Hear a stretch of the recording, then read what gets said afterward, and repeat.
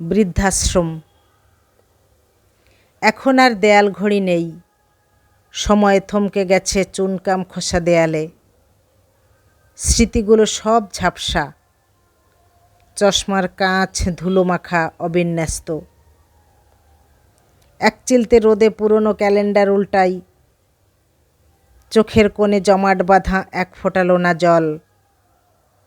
অভিমান নয়, এ এক বিশাল শূন্যতা।